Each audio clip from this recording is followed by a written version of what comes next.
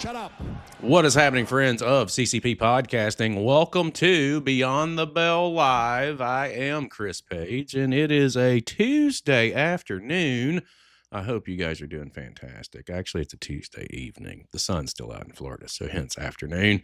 We're getting closer, guys, to the weekend, and it's going to be a big one. Actually, for me, it's the first weekend in about 4 weeks that I'm not traveling, guys. I'm home this weekend.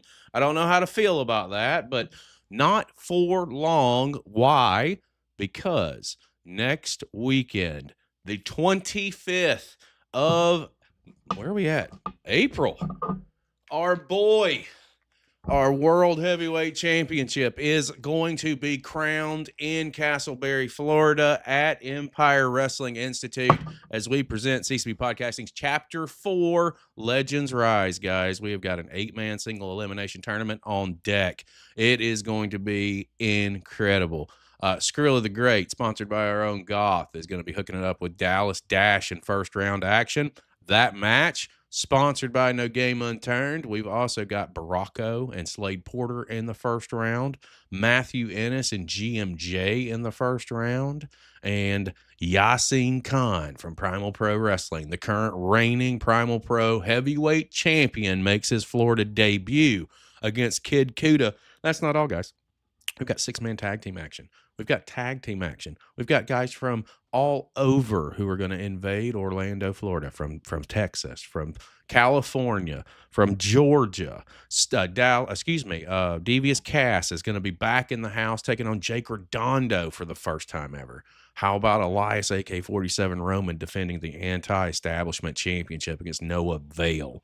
That's at 6-man tag action.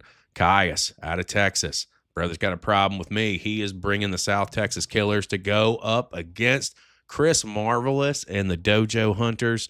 And we've also got Lamaria, TJ Brady, and Damien going up against Shane Evans and Donovan Rose. It is going to be a fantastic night. Tickets are on sale at ccppodcasting.com. And guys, fun fact, from now until Sunday, if you use the promo code LegendsRise, 20% off. Make that happen. Come and see us. It's going to be a fantastic night. We couldn't do this night, though, guys, without the friends and the sponsors that we have made along the way. And I want to show some love real quick as I'm going to throw this graphic up on the screen.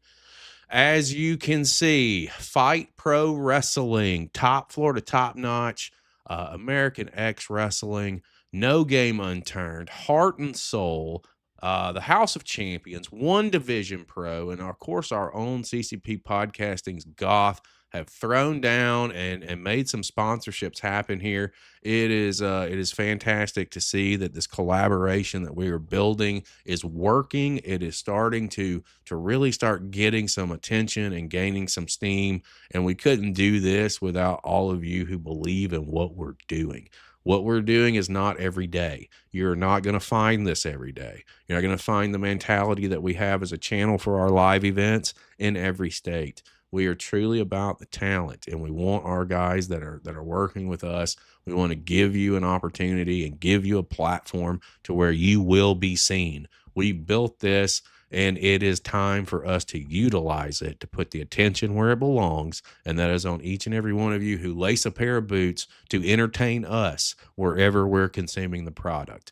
This is fantastic, and I love to see it, and I cannot wait to work further with all of these companies moving forward into 2026 and beyond. It is going to be a fantastic ride. We thank you all for joining us on this journey because it is incredible. If that's not enough, guys, Chapter 5 is literally 2 weeks later on May 16th in collaboration with One Division Pro. We have got a big card coming. It is going to be fantastic. Tickets are on sale for that at ccppodcasting.com. You can get them right now. And I will tell you, I'll go ahead and make our first match announcement. This one is real and is as real as it gets. And my co-hosts are going to be like, oh, that's not what you told me was going to happen. And it's true. I didn't because I didn't know. But now I will officially announce for Chapter 5, first time ever, and it will be a number one contenders match for the CCP Podcasting Heavyweight Championship. It will be Devious Cass. He will be taking on J2 Mattioli, and that will happen in Castleberry, Florida, a part of our collaboration with One Division Pro. We hope to see you all there, and I cannot wait for you to see what else we have on tap that's coming up after that.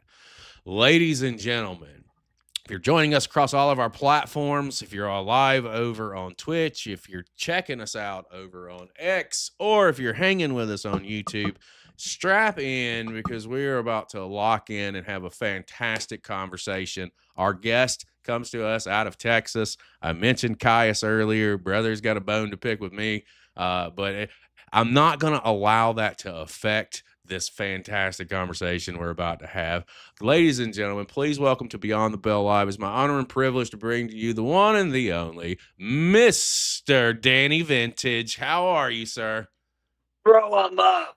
Throw them up. I'm doing great. Beautiful Tuesday. Hope it's just as good out there in Florida. We're got a little bit of rain today, but it cleared up, and hopefully get out there and enjoy the rest of the day, or when we walk the dogs later tonight, don't get no rain on us. Oh man, Florida is Florida and its ADD weather, brother. I don't know what to tell you about. Yeah, that. I hear you. It's crazy. One day it's 60 degrees, the next day it's fucking 900 degrees. I Right. give up on Florida and its ADD weather, man. It should be a fantastic little conversation today. I can't wait to pick your brain. For me, it's all about education. It's about learning more about you, your journey, and what you've got going on. So for me, I like to start at the top. It's not when you lace a pair. It's really when did you fall in love with wrestling and what was going on? Was it through video games? Was it through television? Was it through bonding with pair? I've heard a lot of stories, but they're all just a little bit different. Where does yours begin? Well, thanks again. Just want to thank you real quick for having me on and all that good stuff. Our first time talking, so I'm really excited to have this conversation with you and tell you and the viewers some fun stories here. So my love for wrestling came from the trailer park. So just like all young kids in the 90s, you saw on TV the Stone Colds, the Shawn Michaels, the DX, and I'm in my trailer park with my friends, and I didn't know wrestling yet. I had no idea really who or what was what, but I had a babysitter, right? So my babysitter, I think her name was Linda Reyes, and her son Michael Reyes. He was a good friend of mine. So he would watch wrestling, right?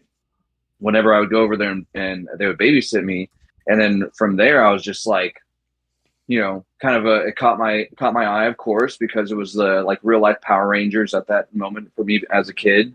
And then me and Michael start wrestling around, and we start doing like a little bit of a backyard type thing after a while, like after a couple weeks of, watching wrestling together, months pass, then he's like, we're going to the backyard, and we start, throwing each other through little wooden pallets and whatnot, and after that happened for a couple months, we didn't have cable either. So it was like the only time we could watch wrestling was when we were getting babysat. We didn't really my mom didn't want us to go over there because, Linda smoked. So she just didn't want us she was like, no, you just, when you're babysitting, you do whatever then. So so it wasn't always like a just easily accessible thing, right? It was still like that kind of like when the stars aligned. So wrestling still had this really like beautiful, it wasn't as attainable, right? So it really had its special moments back then.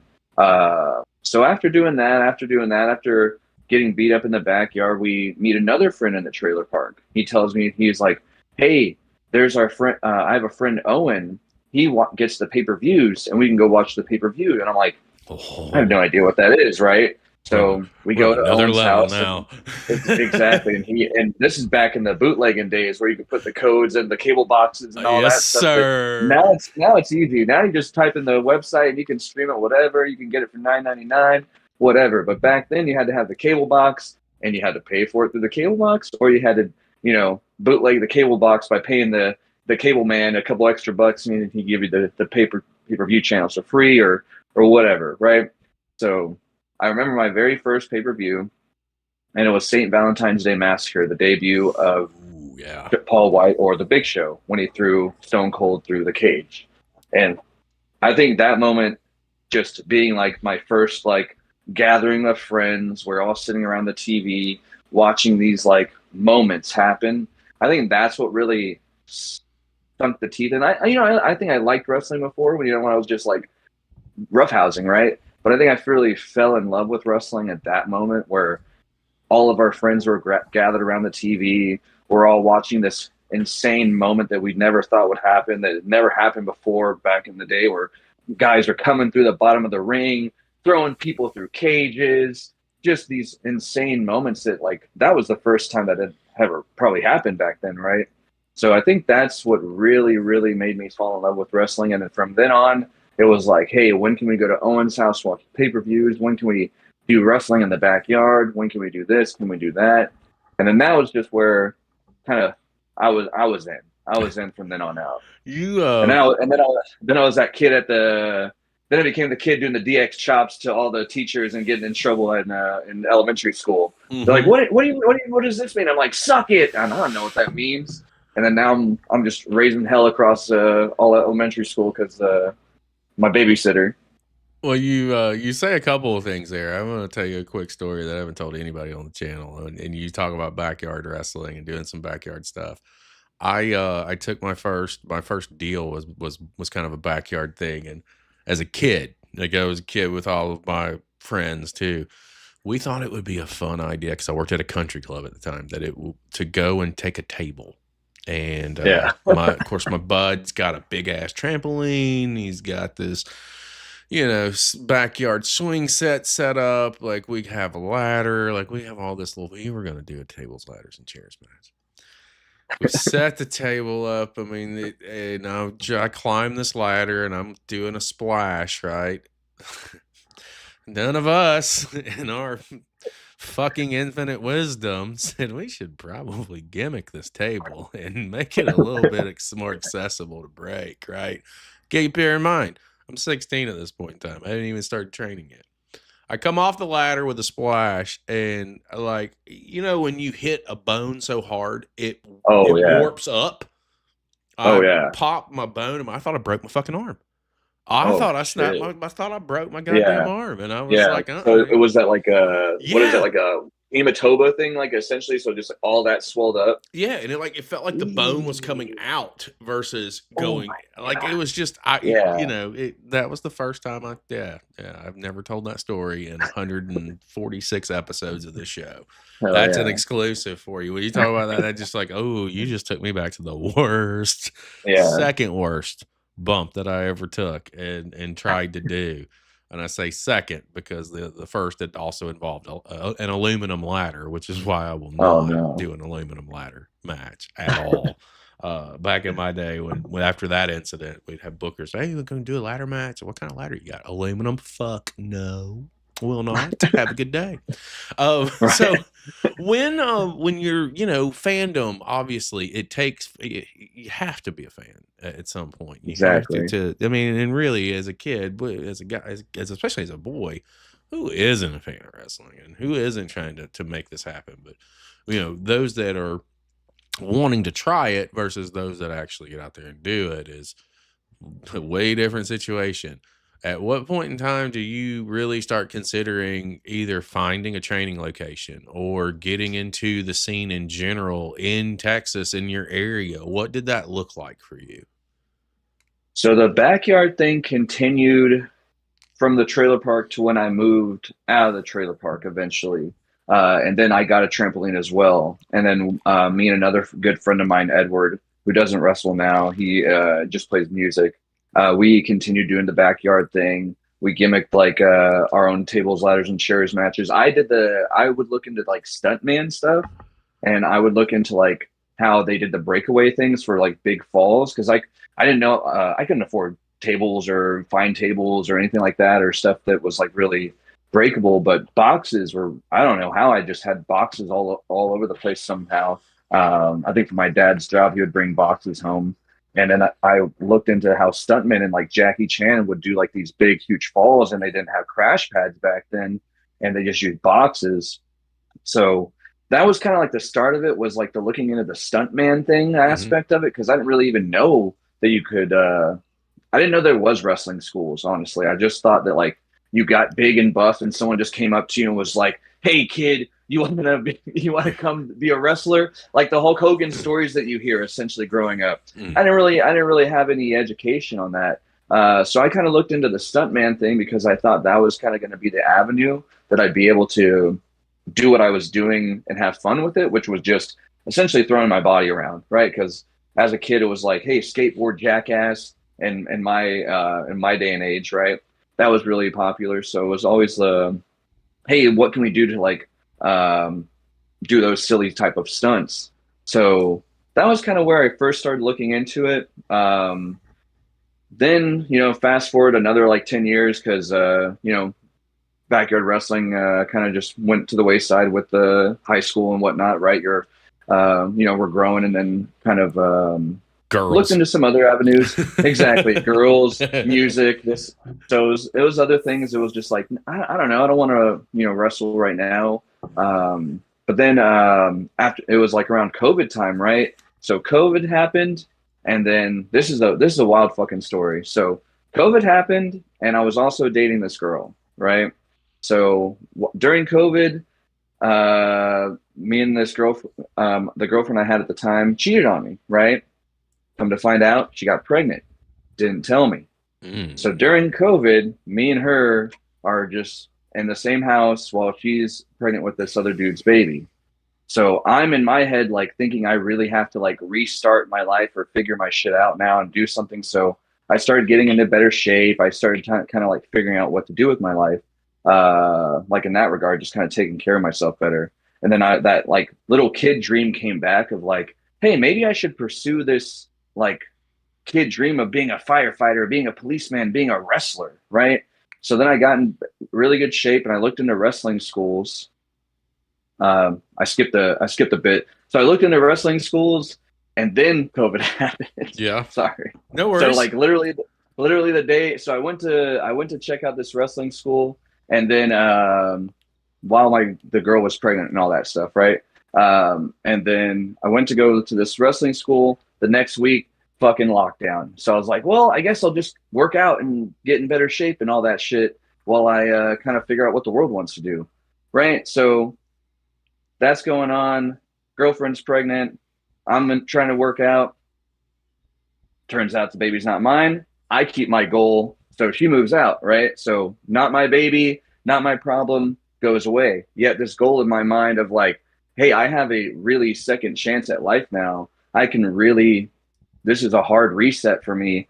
I could really do something right now and like find another path in my life. So I was like, screw it. Let's just keep working out. Let's wait till whatever happens with COVID, and whenever the schools open up again, we'll go back to the school. So I just trained in my freaking garage at the time. I was just doing kettlebell workouts. I was going to like national parks and going on like 20-mile hikes to get my cardio up. I was doing just crazy. I climbed a mountain on my birthday for like just as like milestones, right? Hmm. So then finally lockdown ends, wrestling school's still there. I'm in pretty good shape. Hey, let's go and do that thing. And then whenever I went to the school, they're like, all right, we got to do this. We got to do this. We got to do 55 sets of 50 of push-ups, jumping jacks, crunches. We're Yep. going to do running. And I'm just like, let's fucking go. And then like, I'm like keeping up with like the head guys. And they're just like, they're kind of surprised. They're like, "Hey, man, so what do you do?" Like, and I was like, "Oh yeah, I was just like hiking and kettlebell." I'm like, "Oh, there." So I kind of prepared myself for something I didn't even know when I got there. Oh, cool. Hey, you actually kind of seem serious about this and wanted to. So that helped get me a little bit along too. And then from there, it was just like just followed whatever the school told me to do, did the push-ups, did the routines, did 5 sets of 50. It was like 250 push-ups a day. crunches. I was doing all that shit just to get in the ring. Hey, you can't even get in the ring until you do this because we can't trust that you're gonna pick up somebody, drop somebody, cardio XYZ, right? So they're just Mhm. like, so that was a month of that, 5 sets of 50 for a month. Hey, you can do it. You can get in the ring after that. So then after a month of that, then it was in the ring, and then that was when it really, really started, and things went, you know, balls to the wall there. So it was a good like 2 years of just like sitting and training and just the and ruminating and thinking about this goal. Just like I want to wrestle, and I'm going to do everything I can to do it.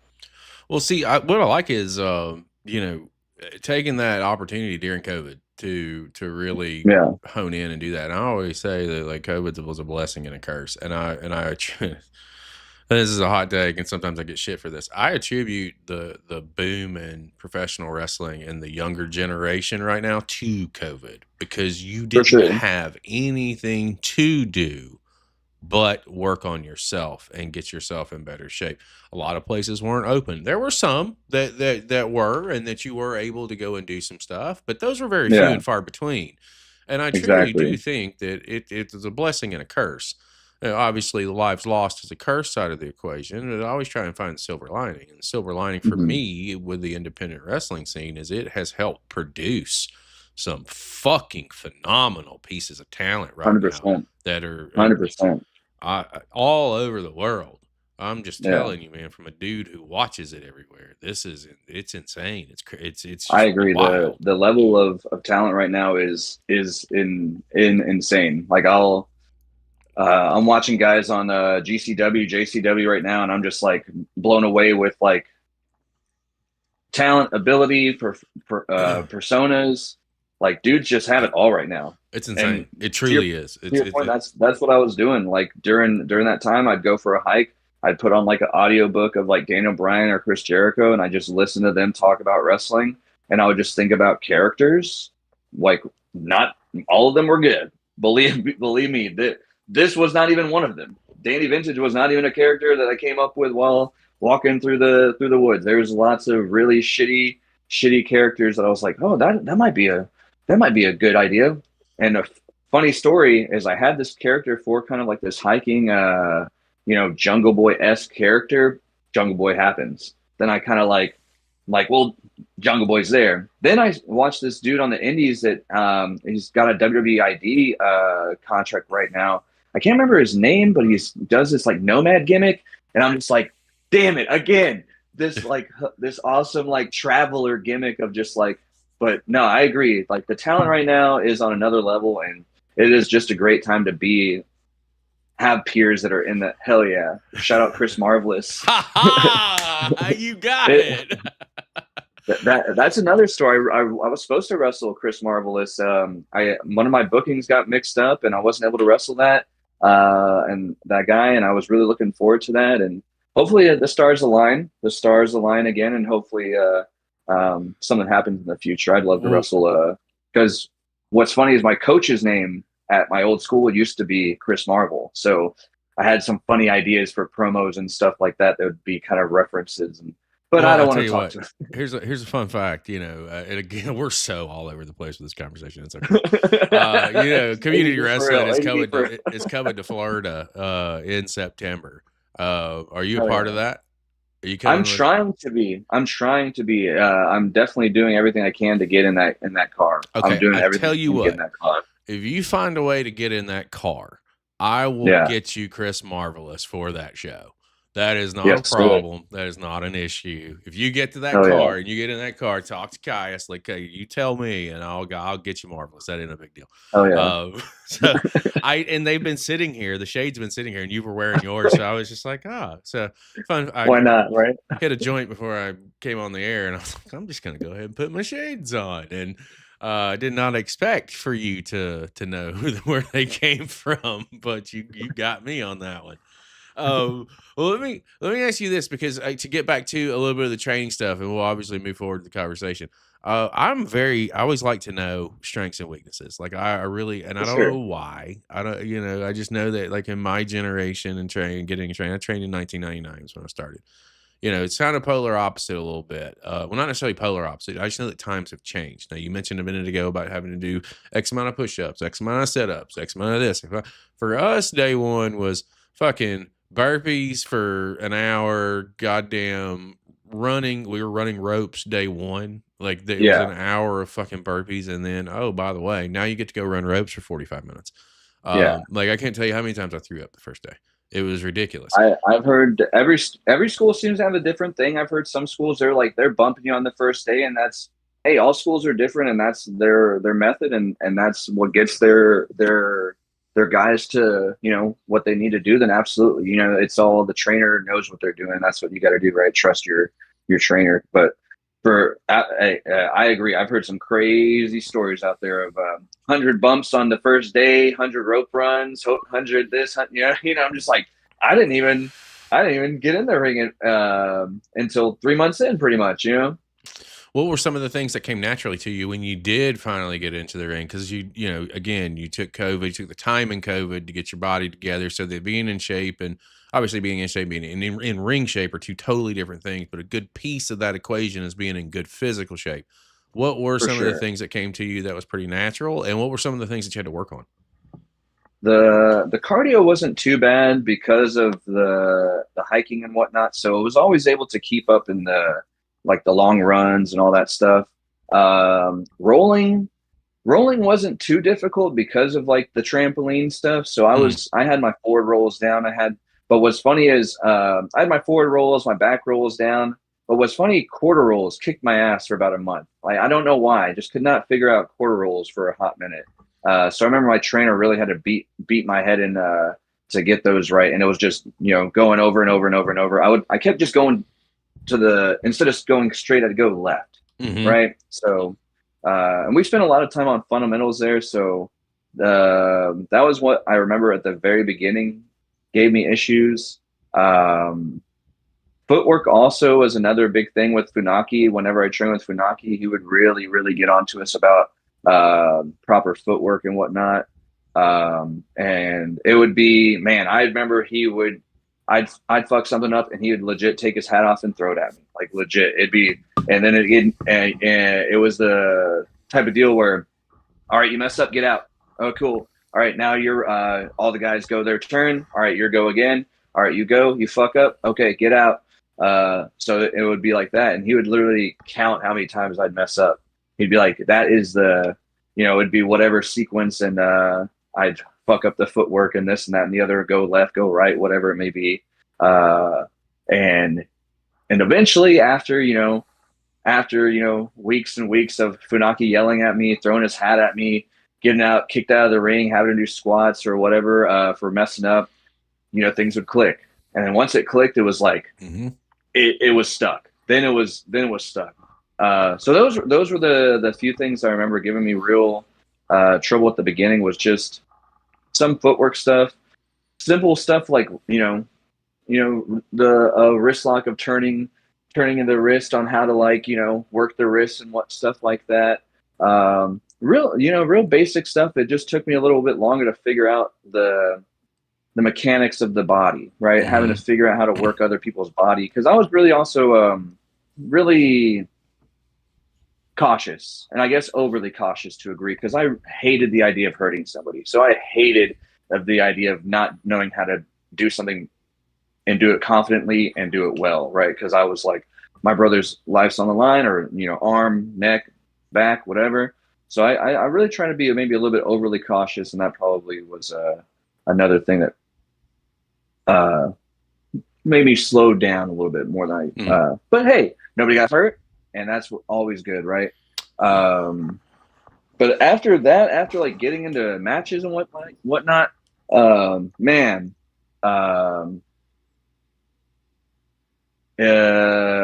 just remembering spots after a while was like, okay, it would be like, hey, try to like put pieces of this puzzle together. But after a while, that too came second nature. Just kind of figuring out how to memorize things better. Um, but trying to think if there's anything else Well, I got a fundamental quick question for wise. you on Yeah, sure, on how sure. you came how you how did you come across training under Funaki? How did that work out? So I got lucky. That was one of the first schools I looked up was the Funaki Dojo was in San Antonio. And before COVID, before all that, I emailed him through whatever, however I found him, right? So I emailed Mhm. him and I was like, hey, Funaki Dojo, yada, yada, yada. How can I train with you? What do I need to do? No reply, right? So continue on. Um, years, year passes by. I go to hybrid school of wrestling. I sign up there, and then they're like, "Oh yeah, Funaki is a trainer here," and I was like, "Oh shit." The he Funaki Dojo kind of fell. They kind of just joined forces because I guess his school Sure. closed. They opened up their school. Hey, you have a ring? You want to teach? Boom. Why not? Right. So then, um, I was lucky enough to once you graduate from like because our school had kind of like a tier system was like beginner ring where you do like your fundamental rolls, rope running, some basic spots, international type spots, right? Mhm. Then once you get that down, you kind of graduate to the second ring, which is your fundamentals with Funaki, your footwork, where you do a little bit more intricate spots where there's going to be like, hey, there's going to be a pin, a little bit of chain, there's going to be a pin sequence, and then we're going to work a little bit of this, a little bit of that, right? Versus just like, hey, you need to learn how to bump, you need to learn how to run. Funaki's not here to teach you that. You come to Funaki, you already know how to bump, you already know how to run. He just teaches you how to do, Sure. you know, and how to do various chain sequences and kind of put the pieces of the puzzle together and have that WWE uh, framework of how to build a match and stuff like that. Which was very funny because he was very like adamant about us being like wrestlers, and I was very trying to always bring a character out, always trying to be silly, always trying to do something a little bit different. And he was just like, I don't give a fuck about that. Cut all that shit out. Just wrestle. So there was when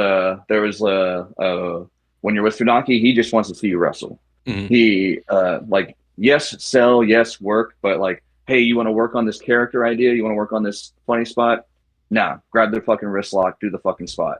I remember I before I kind of learned that I was working this spot wrist. We were doing wrist locks that day, so it'd be like, hey, lock up, grab the wrist lock, work it, reverse, work it, so and so, so and so. So I was like, hey, I'm gonna grab your wrist and I'm gonna bite your hand, right? Just some silly pro wrestling stuff, right? And as soon as I do it, Funaki's like, "What the fuck are you doing? Get the fuck!" This is like, no, not now. Like, you can do that later, but I'm teaching you how to wrestle now. So it's very like, no fucking shits and giggles time. We're fucking this shit's real. So then Yeah. he was like, "This is a real wrist lock," and he was like, "You feel? Do you feel?" And you're like, "Yes, sir. Yes, sir. I feel." I as he's doing a shoot wrist lock on you, right? He's like, "No, Mhm. these are the real holds of how this is supposed to feel. If they don't fucking sell for you, you do. This is what you do. You make them sell, right?" So Mhm. it's very much that mentality of be a wrestler, just wrestle. So it was really awesome to get to have that um, oversight through those formative years because it really, man, I felt really lucky to get a lot of time to spend with Funaki. I think I trained underneath him for maybe over a year and a half.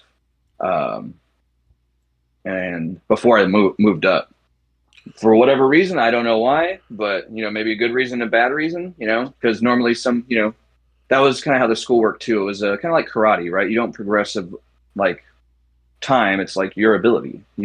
Once we see you've achieved this, you can go up. Mhm. Maybe I spent a little bit longer with Funaki, and it in the long run, I think it helped out honestly because I feel like whenever I did graduate to that third ring,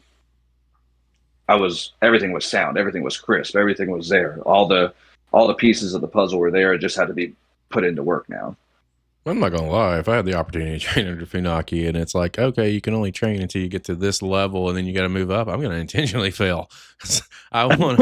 I mean, you got to think that's a brain that is No, no, like invaluable absolutely, to get in there and learn from. And I say that about anybody who's signed and anybody who has absolutely, been to the dance and has been to the big feds, which is ultimately where everyone's aspiration is.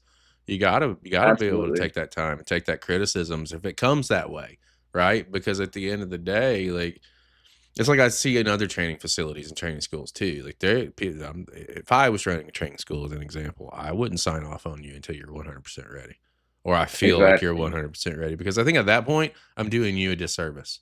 Or you know what I mean? Like it's Exactly. just kind of depending on where you're at and who you're training with and what I mean, obviously not every place is the same. It's unfortunate, but it's true. But I really think that those who genuinely care and care about the students over the Mhm. money, if you will, Yeah, those students seem to be the ones that find more success on the independent level. Because I think also too, like you're distilled something different versus someone who has not been to a bigger stage or been on a big platform. absolutely. I don't, it's just I I I 100%. would I would have failed intentionally. I'm not even gonna lie, just to get more time. No, I mean, what was great though is whenever you did kind of graduate, you could kind of go back and be like, hey, so there was never like um, you weren't allowed to go back, but for some reason, people thought Funaki was kind of tough. So sometimes people didn't want to like they wanted to stay. They're like, oh, I'm done with that. Now I'm gonna go back over here. But no, I would every now and then I'd go back in there and help the guys out and run the spots with the we always called them the Funaki boys, because Mhm. that they were his boys, right? So there was always the time to go back, which was good. But yeah, I wish more people got to spend more time with him. Like you're saying, silver lining him being with WWE. He sometimes wouldn't be able to be there all the time, and there'd be times when he'd only whenever I was going there, he was there 3 days a week, right? After I left and he started being a little bit more prominent in NXT, he was there maybe once or twice a week, right? So unfortunately, the guys just didn't get as much time with him, and then silver lining, right? Hey, the man's doing WWE stuff. He's bringing more knowledge back to us, but unfortunately, he's not getting to spend more time with you, so you get to continue to grow, right? Or that growing process is slowed down, or whatever the case may be, right? But so I felt very, very, very fortunate that I got to spend so much time underneath Funaki's learning tree, and I have some great peers who were there with me. There were like riding the wave of Funaki with me. Animo was killing it, and Eric Walker. They were both like they were my brothers with in arms during those battles with Funaki of like, hey, I'm getting my ass chewed out. Hey, maybe you're getting your ass chewed out today, but we're doing it together, and we're gonna get through this spot, and we're gonna make sure that we look crispy, and we're making Funaki proud, because it was like you're saying, like they just were like, yeah, fine, it's cool, like go on to the next thing, and then we're under that label of, oh, these are Funaki's guys, and then we look like shit. Like, I don't think he would want to claim us then, right? He'd just be like, no, I don't know. That ain't my that Yeah, ain't my kid. no, I get it. So no, I feel pretty glad that and lucky that he would hopefully claim me. He's like, nah, Well, Danny Vincent, screw that guy. first of all, you should have just been like, to your, I'm not going to bite your hand this time. I promise. We're not going to get in trouble for that again. But Yeah, no, that was how that went. That's how that went. It was just like, next run, we're just gonna do the spot, bro. Let's just do the yeah, spot. yeah, Let's yeah. just go. We're not going to be cute anymore. We're just gonna do the spot. Uh, We learn the hard way sometimes, and that's wrestling too, learning the hard way, right? It is 100%. But see, that's what I love about professional wrestling, though. Too is there. It's such a you can do so much. Like you really can if you sit back and you observe it for what it is. Like what other profession can you literally walk out and try any fucking thing that you want to try to see if it's going to work? And if Exactly, because and if it doesn't, okay, or maybe a piece of it did, and now I can figure out, I can take that piece that I got a reaction on, what can I do to enhance? Like you really can pick and choose what you do and how you do it and figure out what works for you. I did that. exactly, Like it took yeah, me a year and a half. You mentioned earlier about characters and coming up with different things. Man, my first one was terrible, and I thought it was badass, and my guys were ribbing me right, for a year and a half. But it wasn't until I found myself, which is chronic Chris Page. What did because the character I was playing was a Zen master, spelled Zin versus Zen, and I thrived on chaos versus calm and peacefulness and tranquility. It was Yeah. 99. That before anybody says shit, it was 1999. It was not 2026. It was 1999. Right. So this was fresh. This. It was ridiculous when I went back and I started really thinking about it. Thank God YouTube wasn't really a thing. Thank God Oh the man. internet was in its infancy and there's no footage of that out there, because I think I'd be fucking embarrassed. But it wasn't until I found myself, and that came through just really changing the name, right? I was like, at that point in time, DDP was my guy in the late Attitude Era ish of WCW and WWF at the time, and I Hmm. fucking loved it. I always wanted. I was like, well, what can I do with Chris Page? What could be the other C? What could be the CCP in it? And I was a pothead. So it So easy. it simply came to me, and then there we are, and we were off to the races at that point. So I say that and set that up to give you like a little context of me and how I got to who I am as Chris Page. How do you get to who you are as Danny Vintage, and what are some of the trials and errors, if you will, along the way? Because I feel Oh like there's some man. good stories here. So I had, like I mentioned, I had because I was really into hiking and nature. So I had an idea of a Jungle Boy, pretty much right as Jungle Boy got popular. You were So jungle, that yeah. got scrapped immediately, right? So I was like, well, he's doing it better than I could do it, and so that continued on.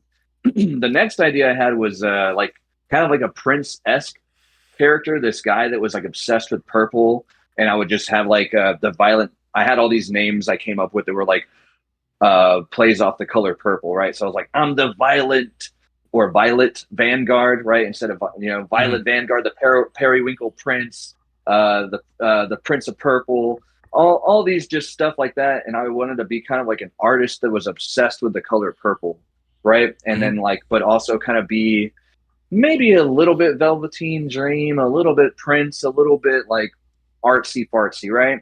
And I couldn't really like figure that out. I didn't really get into it myself. So I kind of like just scrapped it, right? Hmm. Or just the boys just was like, you know what I mean? Like whenever you're like coming up with ideas and whatnot, then the boys just were kind of like, I don't know about that one. They were kind of, like you're saying, rib me on it and like, yeah, the Violent Vanguard over here. So I was like, oh, maybe that's not the one.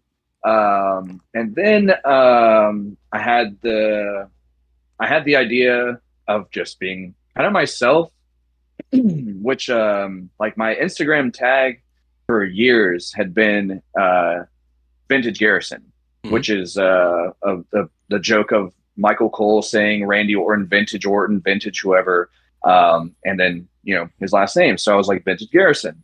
Um, so I had planned on that being my name, and I was just going to be just kind of myself.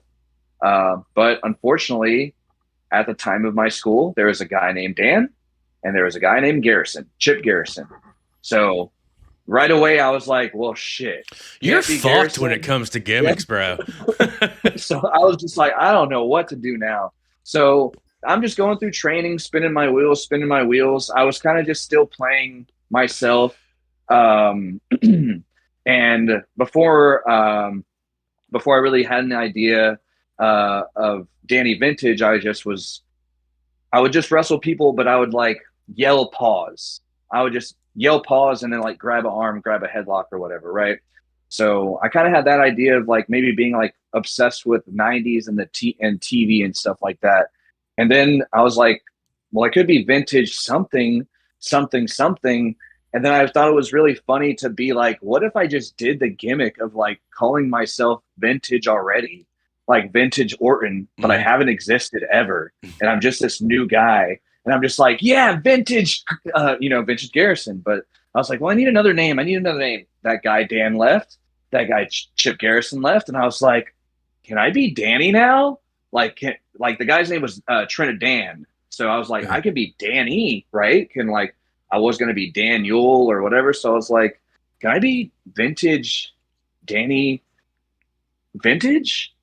And then like literally well like I even was like no, I want people to include vintage in my name, like vintage Danny Vintage is my name, not like just Danny Vintage, just like no, I am vintage Danny Vintage, right?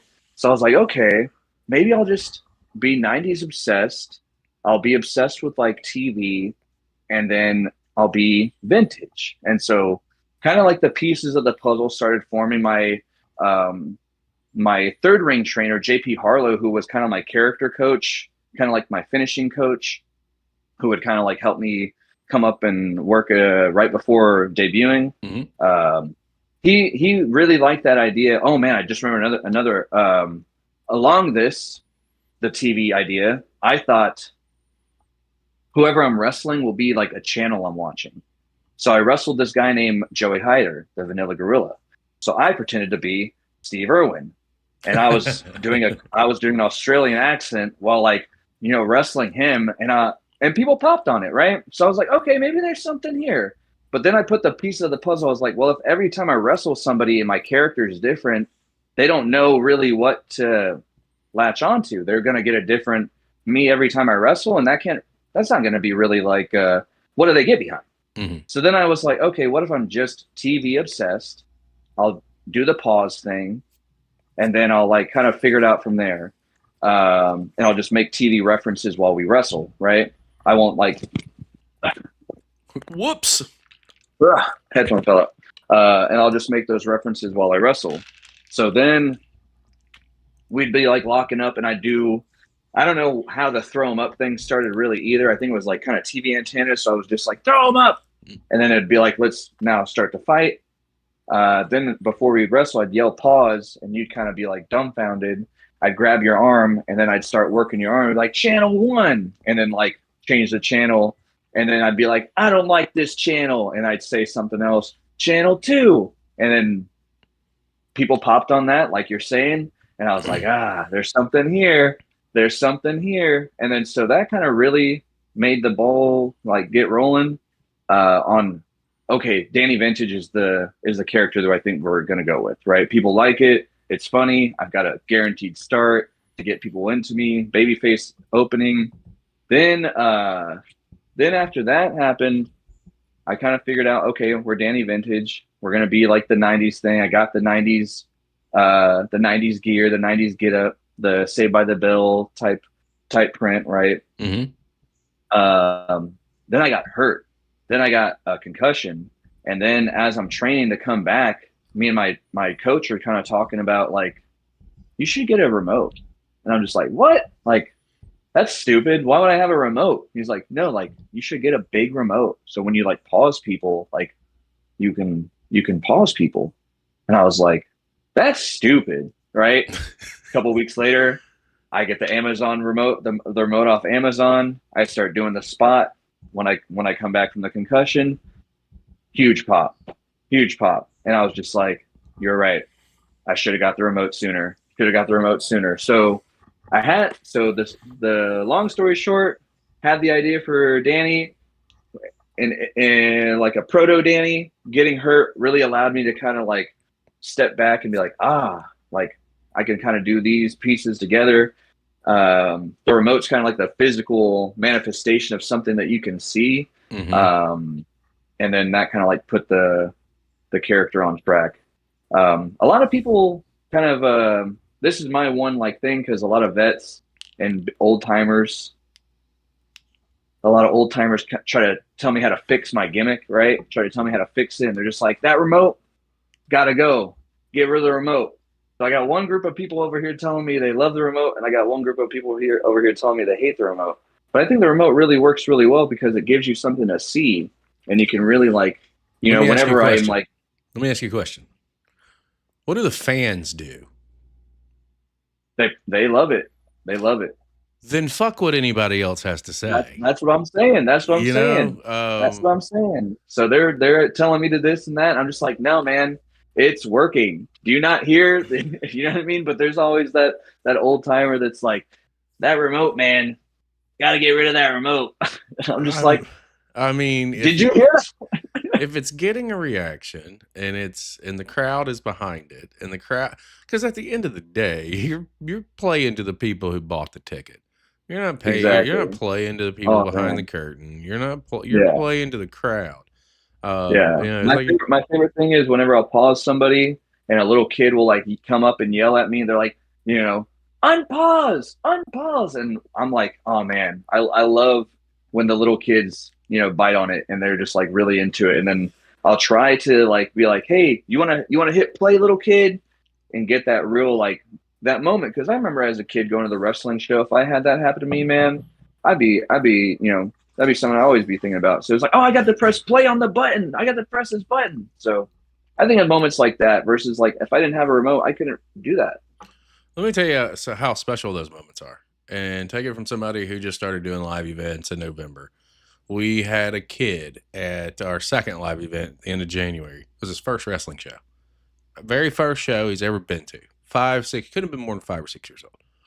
I saw him at the show. Saw his dad and one of his a couple of his dad's friends were with him, and I just they were sitting on the second row, and I just saw how entertained he was throughout the whole show. I went up to the kid after the show, after the event was over, went up to the parents and thanked him for coming, et cetera, et cetera. And I said, "Hey, man, I saw you're having a really good time. Did you have fun?" He's like, "Yeah, yeah." I said, "Who was your favorite?" "Oh, the guy came out with a mask." "You sit right there." I walked back into the dressing room. I grabbed my boy Brian. I was like, "Hey, man, come meet this kid. Come meet this. We have an opportunity to make something special." And he came out. He chatted with that kid for 5 or 6 minutes. Took a couple of pictures. Sent them on their way. Here's how important that was. That the dad and the friends, and there's like 3 or 4 guys that were with him, and our kids get in free. I don't charge kids tickets for anything. 10 and under, fucking come in. I bought tickets to chapter 4. It's in Orlando. Chapter 5. It's in Orlando. So like that's how crucial some of these moments are. Exactly. Exactly. You don't know the power of the impact that you have on people, right? That's what I try and 100%. stress to a lot of folks is just in the world we live in today, a random act of kindness goes a long way. And if you go out of your way to Exactly. make a kid's day, then they're going to remember that. And it's going to Hmm. stick with them. And it does, they may forget who, they may forget where, but they're going to remember, I got to press the remote. Oh, what was that? What was that guy's name? Yeah. Dad. Who was that? Who was that? Yeah. It's going to spark that conversation, and Exactly. you've made that connection. And a big piece of professional wrestling is fucking connecting. It's connecting with the audience. So I, Exactly. I'm a firm believer of respect and within the industry and respect of the business. But when someone tries to tell me or tried to tell me in my day what I should do and what I shouldn't do, I would say there's a reason why I'm here and while I'm doing this, and maybe you're not. There's a reason Right. why No, like I've been exactly. tasked to handle this, and maybe you have not. You know what I mean? So it's like it's Funny hard. enough, Funaki, whenever I would do the gimmick, Funaki hated it. But whenever I'd ask him for feedback, it was that was what was challenging. Like he was like, I don't know how to give you feedback on like the comedy aspect of it, but he would just say, do more. He's like, you hear them. I don't like. These are Funaki's words. I don't like, but they do. I Mhm. don't know. You know what I mean? So it was Yeah. just like continue doing whatever makes, like you're saying, those moments. Well, you So got to do I what agree makes you happy 100%. and what also makes what draws eyeballs to you, right? Like at the end of the day, 100%. a lot of folks just have to be seen by the right people, and getting chatter, regardless of what, is kind of where it's at and how you go about doing Yeah, that. And for sure. let me ask you this too, we were deep into this conversation, and I didn't even realize we're almost an It's hour fine deep. by. It's fine. Let me ask you this: so thus far, within your career on the scene out in Texas, what are some of your standout moments? What are some of the things, the highlights for you that you kind of Man, look back on and you're that was some cool shit, or that was a great match, or whatever? What stands out to you? I I I can think of a couple. My very first victory. Actually, I'll say my second victory. My second victory. It had that moment of just like, wow, this is what everything feels like when a whole match like comes together. I honestly don't really care about winning or losing, but I remember that match had a really special feeling because of had a great partner, had a great dance partner, and they really helped everything along. Armani Sage was the guy I wrestled, and we did a lot of character work, and his character and my character really, really played well off of each other. He's very boisterous, so I got to play do this bit where like I muted him with my remote and unmuted him. The crowd had a little bit of involvement in there, and that was a really big moment where I got to kind of see the quote unquote power of the remote, where it did have that those moments to control the crowd and do these get these reactions. That match. There's another match, tag match with Animo and me against Most Wanted, another team from here in Texas.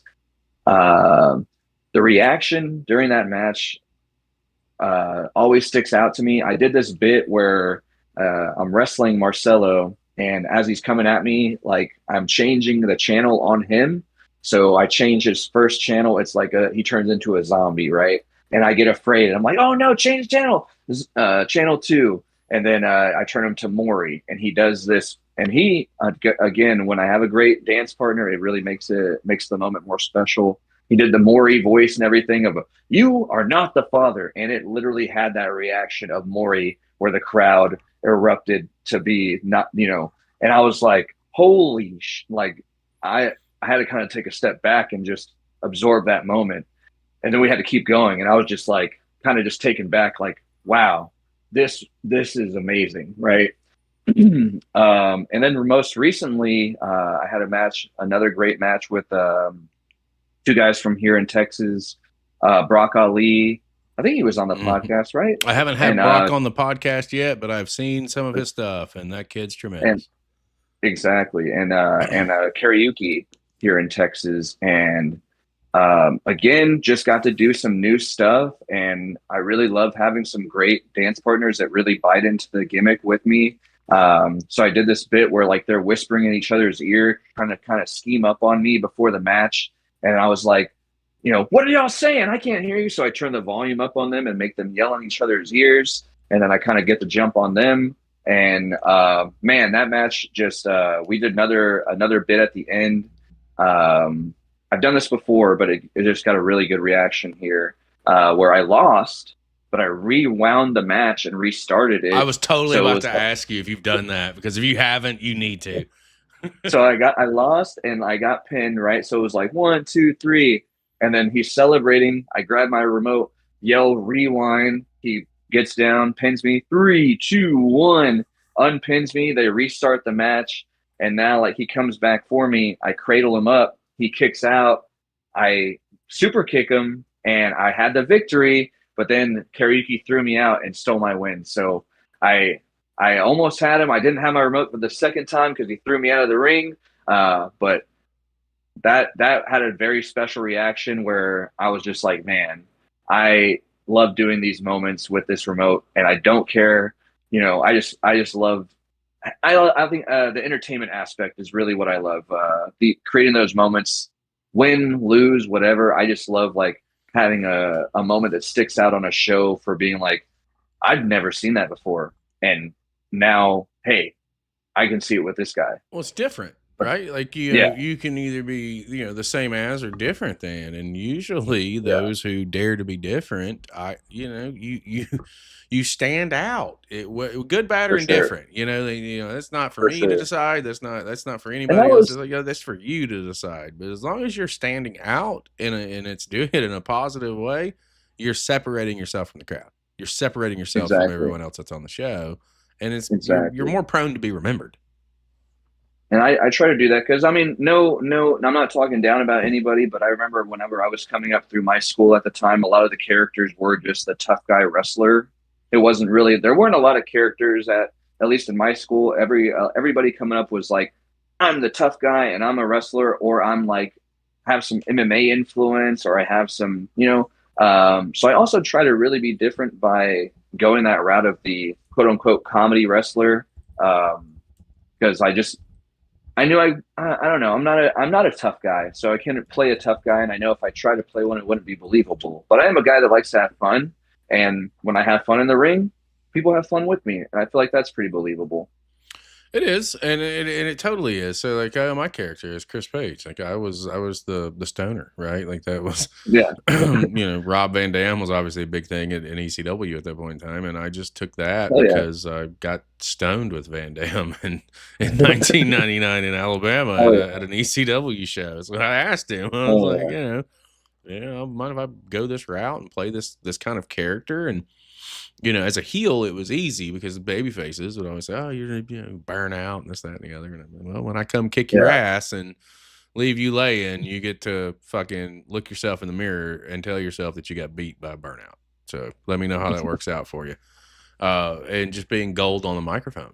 That was Yeah. another big piece of my game is I could talk anyone into a building to watch me get my ass kicked. That was the fun Oh part. yeah. It's just one of those things, man. And a lot of that, it draws on the connection of the crowd and being able to read the room. And you mentioned earlier about having to memorize spots. And I'm gonna tell you something. In my day, when I was working with somebody, they're like, "Oh, I want to do A, B, C, and D." Oh no, we're not. We're gonna listen to the crowd, and if the crowd calls for it and they dictate it, that's why I like being the heel too, right? Because we're calling the matches.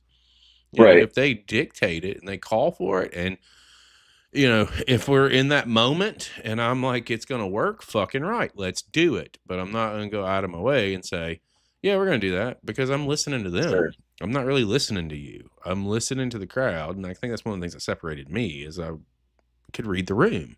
And if they 100%.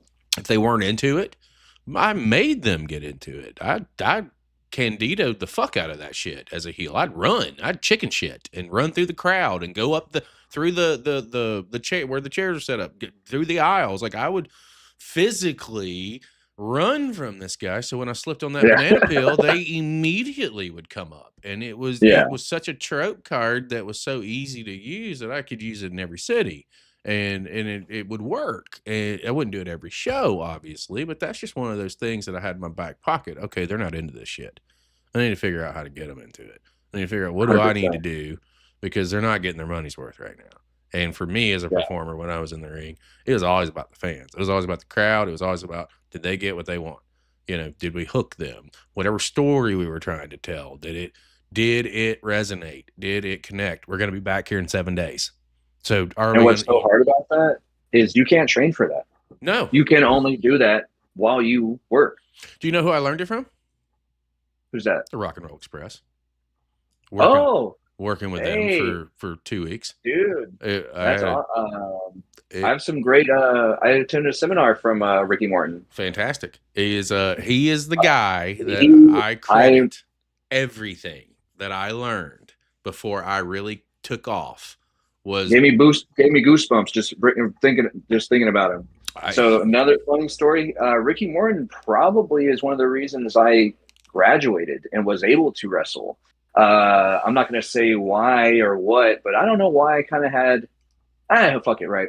I kind of had some heat at my school. I don't know why. I just kind of rubbed people the wrong way because I didn't always follow the go with the grain, right? There was very much of my school very much had a militaristic, culty vibe, and I kind of being a little bit older when I started wrestling. I was 31 when I started wrestling. I kind of could see through the bullshit a little bit, right? And they didn't really like that, so I kind of got held back. Maybe here's another little reason why I was in Funaki's ring for so long, right? I was kind of held back for whatever reason, right? Ricky Morton comes in, has a seminar. I want to learn from legends. Why wouldn't you, right? So I'm at the seminar. I'm sitting down listening to Ricky Morton tell his stories, right? We get a chance to work a spot. Ricky's like, hey, very simple. Let's do a lock up, headlock, switch, hip toss. Can we do that? You got it, boss. Me and a good buddy of mine, Don Fernando, we get in the ring together. I do the pause gimmick. We do a simple lock, headlock, reverse, hip toss. Ricky Morton loves it because it was different. Mhm. Ricky Morton goes to my coach, puts me the fuck over, and he's like, hey, when's this guy wrestling? Why isn't this guy wrestling? And he's like, and my coach, the guy that was kind of holding me down, was like, he'll be on the show next week. Oh, really? Ah, Ricky Morton. Hey, Ricky Morton gives the seal of approval. You're gonna fucking listen to Ricky Morton, right? So I'll give my coach that. If we had shit, at least he's listening to motherfuckers like Ricky Morton, right? Dude, it So is so wild that we connect over Ricky Morton. I have the utmost respect for him. The love him, utmost. I love would him. Great not stories, I would man. not have gotten to where I got to before I got out if it wasn't for him and it wasn't for him taking the time because I was a young kid. I was 19. I was Yeah, I can give fuck all. I know it all. yeah, No, and exactly. I should Right, have been grateful to be in the position because the original guy that was supposed to work the loop was not able to do it, and I happened to be in the right place at the right time, and I didn't even look at right any of place, that. right time. I was just gonna say that. It was Morton.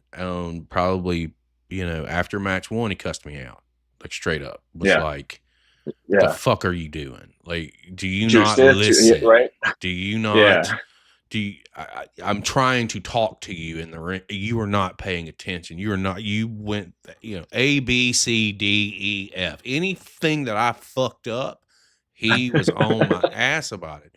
And yeah, all he had to do, and he really, all he's like, you have got to fucking listen.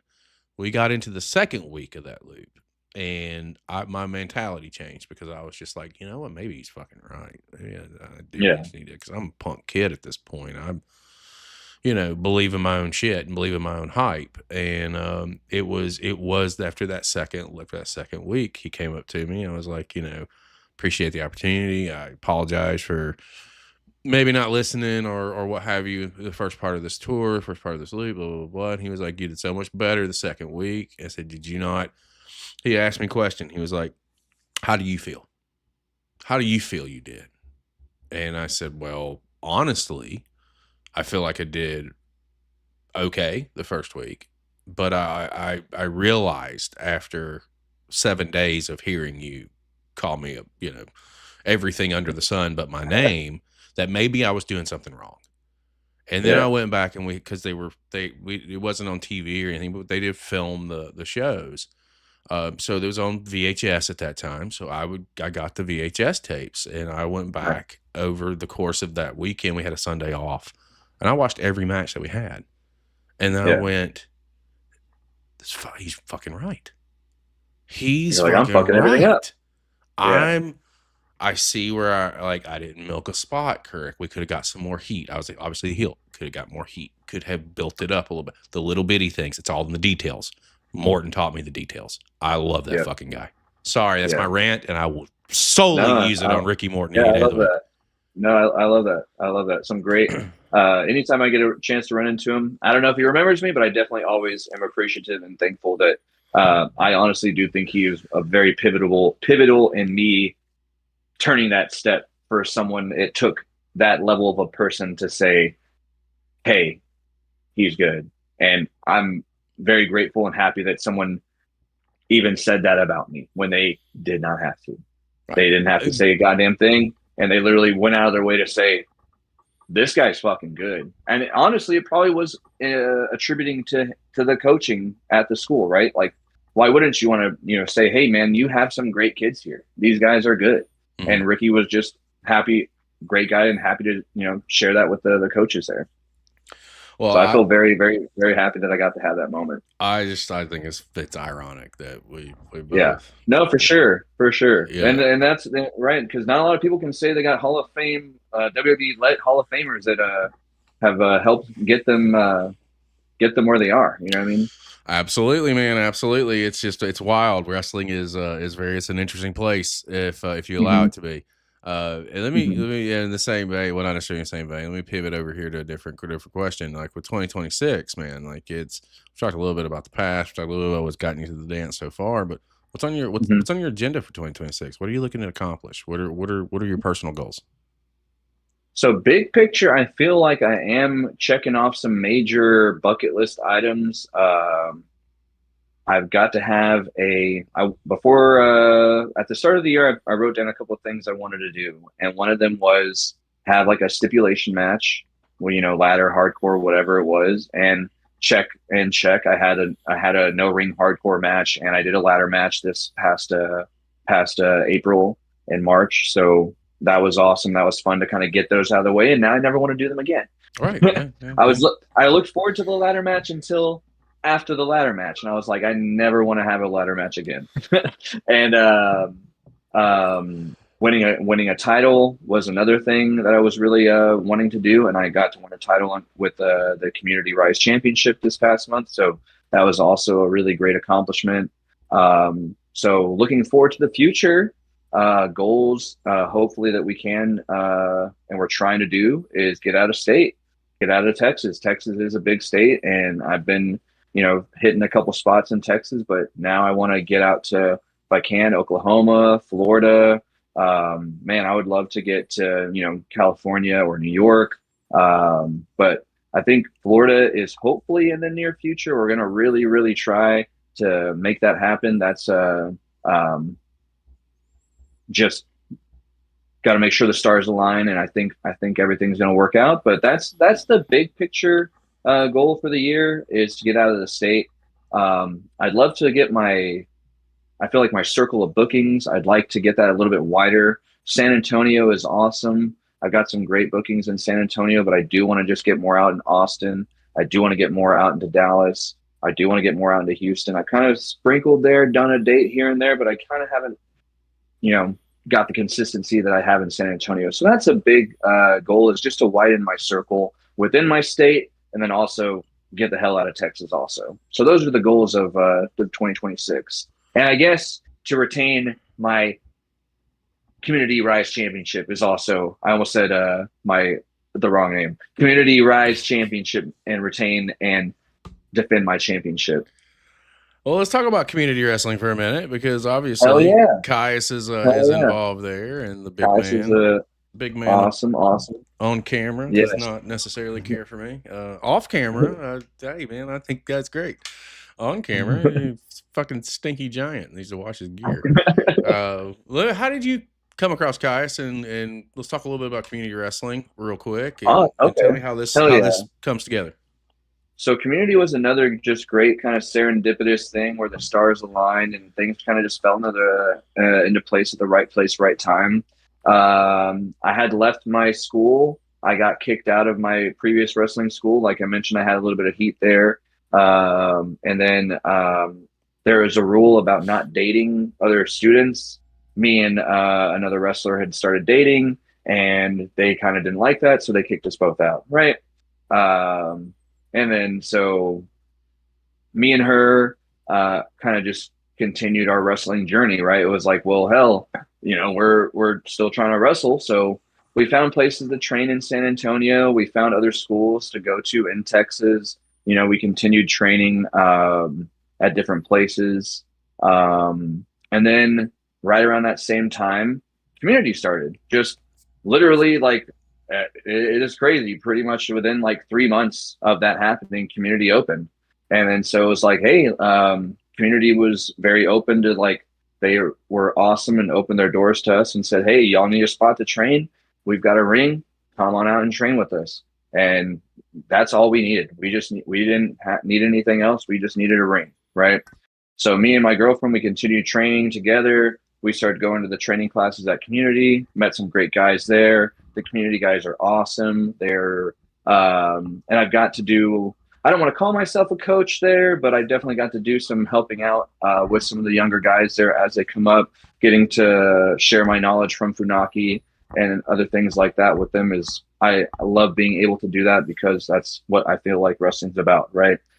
Sharing, what you've learned from people better than you, right? People that have shared it with you, right?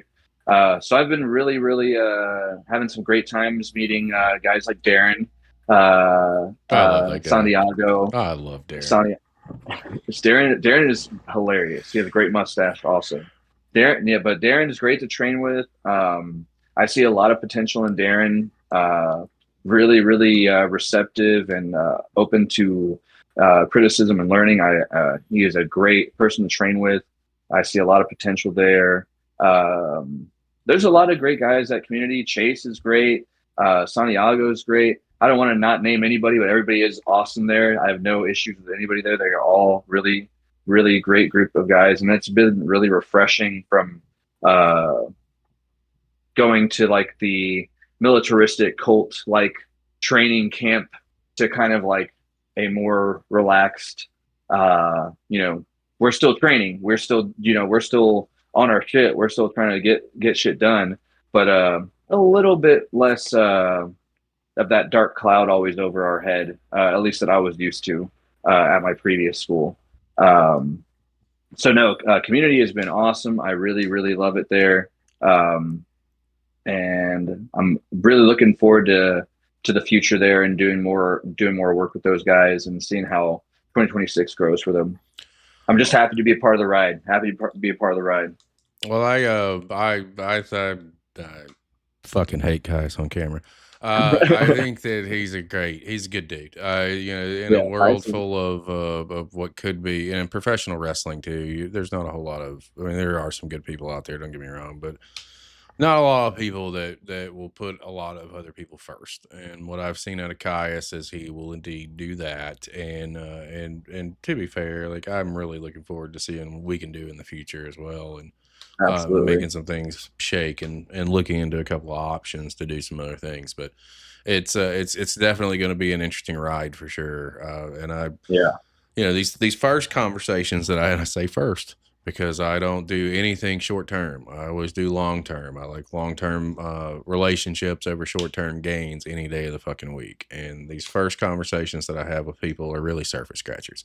It's really just so I can get you in here, put you in front of our audience, let them get to know a little bit about you while I get to know a little bit more about you as well. Because again, I can see somebody at a show, but I'm only going to get a few minutes. I'm not going to get a full. Let's sit down. Let's talk. Let's just see where a Exactly. conversation goes, and that's what I love about these things, man. Because I can find different ways to connect with people, not just with wrestling, but on the other side of it. And in this instance, it's Ricky Morton. I think that's fucking fantastic. I've Hell got yeah. some what I like to call as we roll into the final segment of the show here. What I Okay. like to call my $1,000,000 questions because again, the first piece of this is really just education for me, but this is where I say that I can help you guys, and by you guys I mean those who come and sit down in that chair or standing, whatever your course or case may be. But we cast a wide net, man. This platform started at zero, and we're pushing well over 1,000,000 people that check out what we've got going on a Oh yeah. month. But like insane. Never expected it. Never still figuring out how to deal with all of it, to be perfectly fair. But what I've learned is how we can turn the audience that we have and turn that around and put it on you guys and put it on what you want to do and where you want to go. And you mentioned earlier about pieces of the bucket list for 2026 is getting out of Texas and maybe venturing out and getting some work For in some more sure. companies. What are some companies that are out there that are on your radar that if you had an opportunity to jump at, where would they be and who are they? I do think JCW would be great. I would love to do some work at JCW. GCW would be awesome too. Man, I'm trying to remember the. Oh shoot! No, yeah, yeah, yeah. JCW, GCW. Um, I want to do more stuff. Shoot, I'm trying to remember the name of it. God, I don't even know. Where's it at? Maybe I'm I can help out. blanking. I'm blanking here. I guess I don't know why. But I guess even bigger picture, just you know, I would love to go to Japan. That's I think the goal for everybody, right? Just to get out of the country. But I don't really know any promotion in particular other than like the big ones like Neo and Dragon Gate and all those like stuff Mhm. like that. But yeah, the major ones that I'm looking forward to or thinking that I would have a good fit would be like the JCW and the GCW and um, I don't know why I'm blanking on this other one. Oh my gosh! Wow.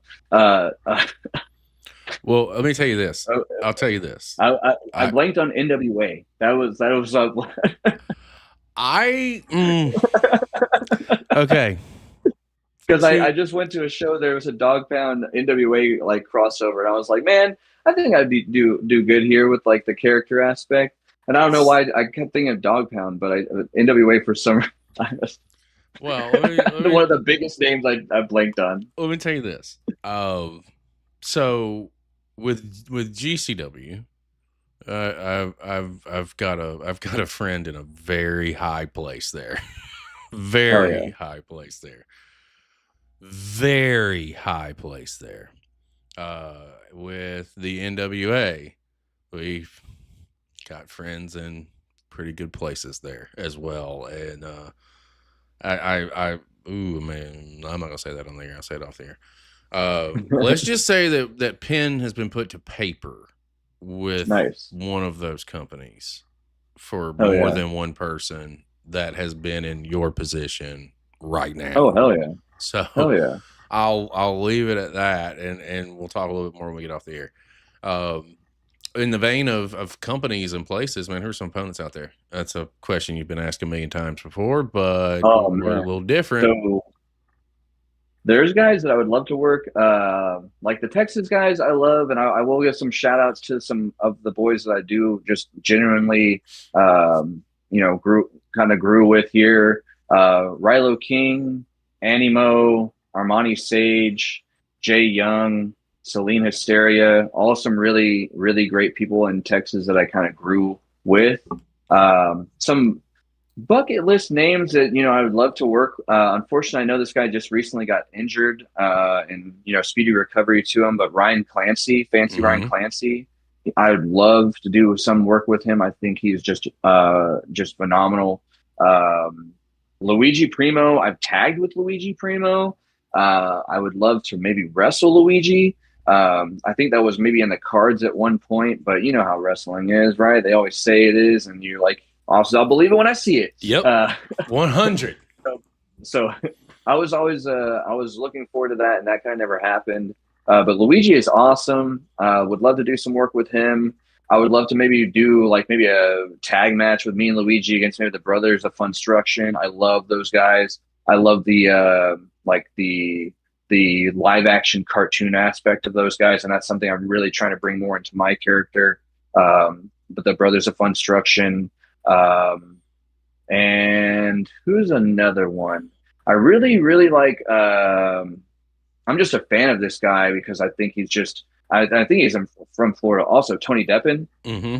Tony, Yep. yeah, I do. I think he's just uh, hilarious and shitty heel, and I just like his work. I just think he's funny. So I wouldn't mind. That would be another one. Let me think of one more. Let's see uh who's another comedy guy out there right now. Oh, Santana Jackson, that would be fun. I think that would be a really just an easy fun time. What's funny is like the gimmick and the gimmick thing, I kind of like. I do like having the straight man against like my comedy character. I feel like it works better. um but I just think it would be fun to do those matches in my but guys that would like just bucket list also like that I just like as wrestlers, like Zack Saber Jr. would be crazy. What's funny is like I wrestle a comedy style, but the wrestling I like is like, oh, I love death matches, and I love like New Japan and Hmm. technical like TJP and New and Zack Saber Jr. and like old school Daniel Bryan. So I would love to do that type of wrestling, but I'm like, oh, this is what works for me, so I'm gonna keep doing it. But yeah, those would be some names that would be kind of bucket list names for sure. I like it. I like it. I know some of them for sure. My last question that I've got for you, and this is for me, it's the most important one because it's how our platform continues to grow. It started on the idea of just finding hidden gems all over the world, and they're everywhere. In every company, there's standout people fucking everywhere. So, for your perception and your opinion, who are some people that we should be watching? Who's out there? Maybe you've worked with them, maybe you've trained with them, maybe you haven't, but you enjoy their work and they just need to get a little bit of spotlight put on them. Who are some of those people? Man, I don't think this person needs any additional spotlight because they are just killing it right now. But I was just talking to my girlfriend about who like you're like there's wrestlers that you're like, oh yeah, that's my boy, like that's. But then there's wrestlers that are like, no, you're my friend, but I'm also a fan of you. Like I'm genuinely like you're fucking awesome to watch, bro. Um, Not and that guy right now is Mo Kelly and his tag team partner Luke Cameron. Those guys are just so fun to watch wrestle. And then as someone who wrestles, it does kind of take you that moment to kind of get out of wrestler brain and just sit and enjoy. And these guys always, every time I watch them wrestle, I'm a fan. Like I'm not critiquing. I'm not like, oh, they should have. Oh, I'm just sitting back and watching. So Mo Kelly, for sure, the Freak Demon and Lethal Luke Cameron are some definite. I don't want to say hidden gems because I'm pretty sure they're. But right now, who would I would say is just someone I enjoy watching right now? I guess a little bit more hidden gem. This one would be a little bit more under the radar, I guess, would be Brock Ali, who I've trained with since he was 14 years old when he first started wrestling, and now he is 17. So I've really got to see his journey and really got to watch him grow as a wrestler, as a person, as an athlete, grow from a little stick boy to a shredded six pack dude. And I've had a couple matches with him, and he is always someone fun to work with. And I guarantee he will probably be uh, he's going places for sure. But he's definitely a hidden gem. He's just popping off now. He just graduated, I think, maybe last year, and he's really maybe he's still probably within his first year, I think, of being like on the scene taking booking. So Brock Ali would probably be my guy to look out for sure. Like Well, he's going to be blowing up soon. I have seen, I think I know for sure, one of his matches against Jesse Funaki, and I thought that he Oh yeah, delivered in spades in that match, and that is definitely yeah, somebody I've got my eye on. So, if you have a yeah, connection with him, you might want to tell him to drop me a for DM sure. so that I can do that. we can put him in front of our audience Yeah, as well, because he is I would love to definitely do that. one of those cats on the scene out there that is very 100%, impressive, and I'm 100%. genuinely curious to pick his brain.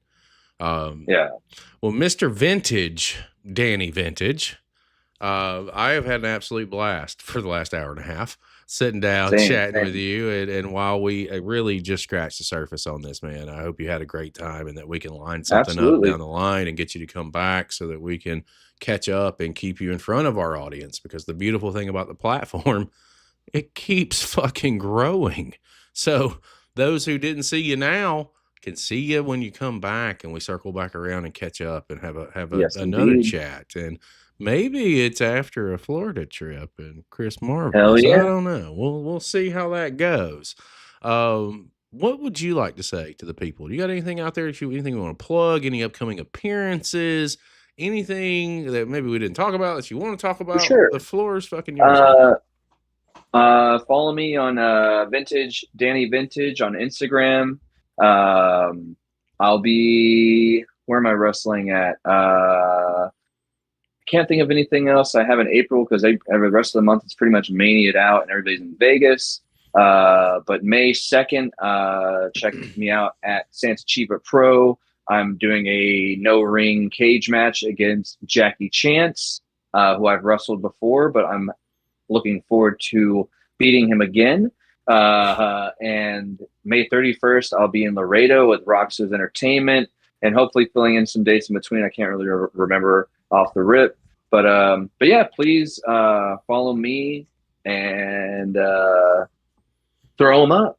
Yes, sir, man. We have had hundreds of people that have popped in over the last hour and a half or so, guys, and we're very thankful and appreciative for you because well, I mean, we're gonna do this regardless if one person watches or if there are hundreds of people watching. But the point is the easiest way that you can show support is indeed by like, sharing, and subscribing where you can, because it's free. It doesn't cost you anything, and it's been on the screen the entire show right underneath him. Instagram, Vintage Danny Vintage. Smash the follow. Just check out his stuff.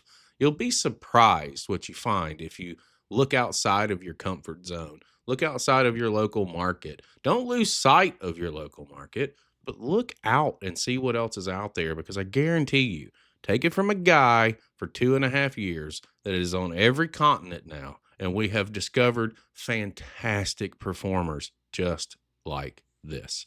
All you got to do is smash the follow, keep up with what's going on. If you're not following us at CCP_podcasting on Instagram, shame on you. There's so much stuff that we have going on, so many different avenues that we're going down, so many live events that are going to be coming up and popping up throughout 2026. And fun fact, guys, if you're in the Atlanta area on May the 31st, I know that we are about 6 weeks away from there. Deep South Wrestling CCP Podcasting will be in the house for the very first time. We are going to be checking you guys out. Some meetings are happening and some other things are maybe a brewing. Keep in touch with us and stay locked in. For my guest today, Mr. Vintage Danny Vintage, I am Chris Page, and we will see you next time.